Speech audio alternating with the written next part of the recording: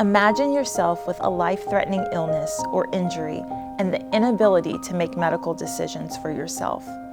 Would first responders, doctors, and your family know what level of treatment you would or wouldn't want? There's only one way to make sure. It's called advanced care planning. It involves putting your wishes in writing and selecting a trusted person in your life to make healthcare decisions on your behalf should you lose the ability to do so. The person you choose is often referred to as your healthcare power of attorney.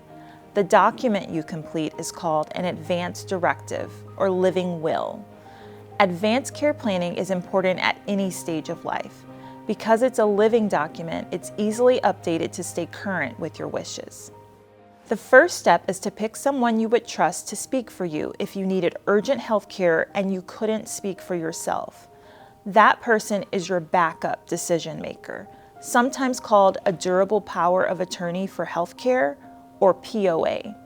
The best person for this job lives close by or is at least easily reached in a crisis. They know the healthcare system and healthcare matters well enough to take part in discussions with doctors, nurses, and others involved in your care.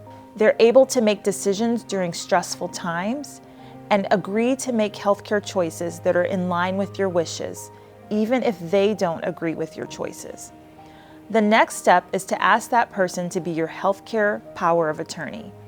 Talk with them about the kinds of healthcare you would and would not want if a crisis happened. If your feelings about a breathing machine or feeding tube depend on whether your doctors think you're likely to get better, then say so. Ask the person if they'd be willing and able to carry out your wishes. If they say yes, then give them a copy of your Advance Directive for safekeeping. Once you have chosen someone as your healthcare POA, the next step is to make a living will. That is a document that makes clear what type of healthcare you would want if you were too sick or hurt to speak for yourself.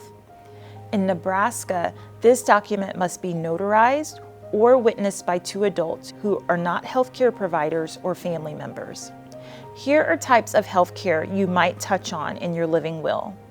Cardiopulmonary resuscitation, or CPR, if you have no pulse and your heart is not pumping blood. Intubation and mechanical ventilation, if you cannot breathe on your own. Dialysis, if your kidneys have failed. A feeding tube, sometimes called a PEG tube, if you cannot safely swallow regular food and drink. Something else to think about is a DNR/DNI order, short for Do Not Resuscitate, Do Not Intubate.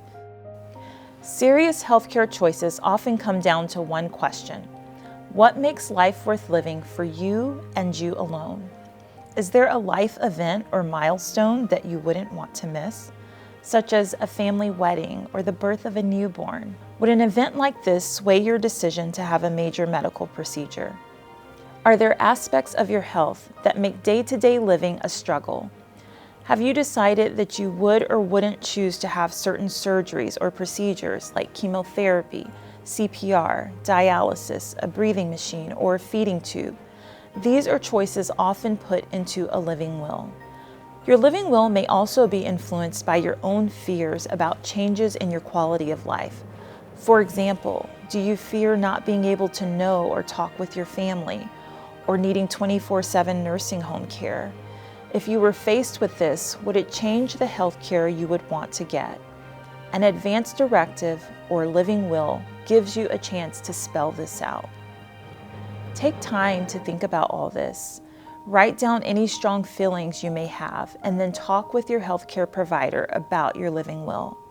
It's an important step at any age or stage of life for you, your loved ones, and your healthcare providers.